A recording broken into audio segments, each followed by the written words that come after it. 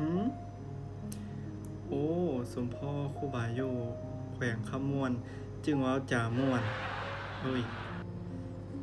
ขอบใจสำหรับคอมเมนต์ที่ดีเนาะ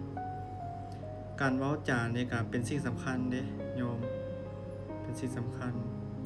เว้าจาดีก็มีประโยชน์คนก็ฟังมีประโยชน์5อย่างพุ่นเด้การเว้าจาดีเด้บ่แม่นน้อยเด้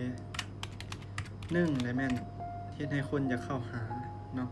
โอ้เว้าจาม่วนอ่อนหวานไผก็จะเข้าหาแม่นบ่ล่ะ2ได้แม่นสร้างสรรค์บรรยากาศเฮ็ดให้บรรยากาศดีเฮ็ดให้ผู้ฟังนั้นรู้สึกว่าฟังแล้วสบายใจเด้3ได้แม่นช่วยให้การสอนหรือการเล่านั้นน่าฟังขึ้นนี่บ่แม่นธรรมดาเด้เฮาสอนบทเรียนบ่แม่นเฮาสิใช้แต่อารมณ์สอนนะเฮาก็ต้องใช้เหตุและก็ผลและก็คำเว้าที่ดีบ่แม่นเฮาสิแบบหายกับเจ้าคนที่บ่เป็นกับเจ้าก็ท้อเลยเด้ถ้าเฮาบ่เป็น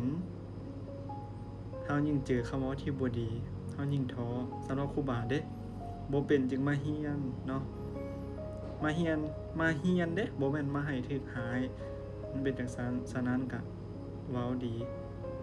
สอนแล้วก็สอนด้วยคำเว้าที่ดีๆ4แล้วแม่นคนจื้อคำเว้าได้ง่ายเนาะเวลาเฮาเว้าอิหยังเนี่ยคนสิจื้อง่ายเพราะว่ามันน่าฟังเมื่อมันน่าฟังแล้วใจเฮามันสิดึงดูดโดยอัตโนมัติว่าคำเว้านี้โอ้ขึ้นใจเห็นบ่เป็นจังซั่นเด้5แล้วแม่นสามารถให้กำลังใจคนอื่นได้เห็นบ่มี5อย่างผู้ใดบ่แม่นธรรมดาเด้การเว้าการจานี่ก็สำคัญเนาะการเว้าดีมันสิบ่งบอกเลยว่า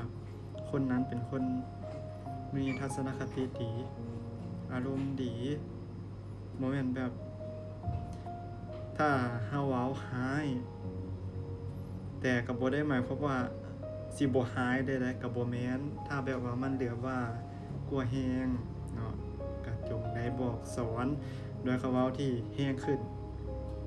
แต่แฮงขึ้นนั้นต้องมีประมาณเด้บ่แม่นว่าสิแฮงถึงขั้นแบบด่าโคตรเสื้อวงตระกูลอันนี้ก็บ่เอาเนาะบ่เอาฉะนั้นเฮาต้องเลือกเว้าในทางที่ดีแล้วก็เว้าม่วนเว้าดีเนาะถือว่าเป็นสิ่งที่ดีแม่นไผบ่มักคำเว้าที่ม่วนบ่มีไผมักด่าเนาะบ่มีไผมักด่ามีแต่คนมักเว้าจาม่วนสุภาพอ่อนน้อมเห็นบ่